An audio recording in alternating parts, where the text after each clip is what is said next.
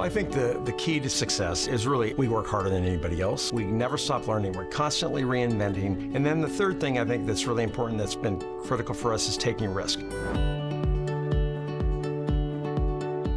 Getting out of the box, being uncomfortable with what you're doing, that's what's made Camden really successful over the years. I was born and raised in California. My father decided to move to Houston in 1976. Houston was booming. It was probably the best economy in the country at the time, and I was looking for a job, and I looked at various opportunities and started at Century Development in the real estate business. Camden actually started as a division of Century Development. Keith Oden and I did a leverage buyout, and we spun it out to be ultimately the company it is today.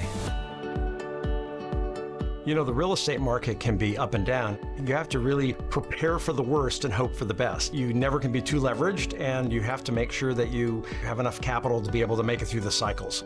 During tough economic times, we do even better. Today, we have 70,000 apartments in 15 cities.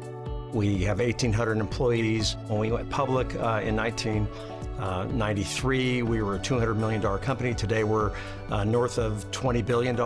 We've been on the Fortune list of best companies to work for 15 years straight. That stat alone is probably the thing that I'm most proud of about Camden. In order to be on that list, people really have to love what they do. If you ask Rick, you know, what's the secret to the sauce of having a great culture? You hire really smart people. You put them in an environment where they can do their best work, and then you make sure that when the company does well, they do well. The culture part of our equation is just huge. Camden exists to improve the lives of our teammates, our customers, and our shareholders one experience at a time. And we really believe that. Rick never thinks about the scale of the undertaking. You're going to build 3 sports venues in the next 5 years. It was fun getting involved in, building Energy Stadium and the Toyota Center and Minute Maid Park. I chaired the bid committee, and then we won the Super Bowl bid in 2013, and then chaired the host committee, and it was a lot of fun. I think the challenge that a lot of people have is they think if something's big and complicated, that's too hard to understand. If you break complicated business down into their basic components, it can be understood pretty simply. Rick sees Houston as his family. He has been a participant and supporter of the March of Dimes Boys and Girls Club, the Bayou Partnership, the ballet. He currently sits on the board of Baker Ripley, the Coalition of the Homeless, Greater Houston Partnership.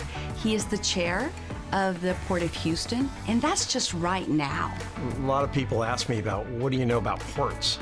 And the answer was 3 years ago, not much. Once he gets his mindset on something, he's doggedly persistent. He will continue to dig and continue to dig until he understands it better than you do. It's a big positive to have somebody like Rick with his business sense guiding the Port of Houston. The Port of Houston kicked off the biggest deepening and widening project and one of the biggest projects in the history of the country. That had been in the works for over 15 years, and it took Rick ultimately to bring that to fruition and move that project forward and bring it to completion. To give back, this is what he does. When COVID hit, it was a very trying time for the city. Ric Campo set up a multi-million-dollar relief program for all of his residents and employees. And so when it was time to disseminate the COVID relief dollars to help with rental assistance, all the elected officials really looked and said, hey, Rick, how did you do it? 200,000 people served by the program we put together, and millions of dollars disseminated.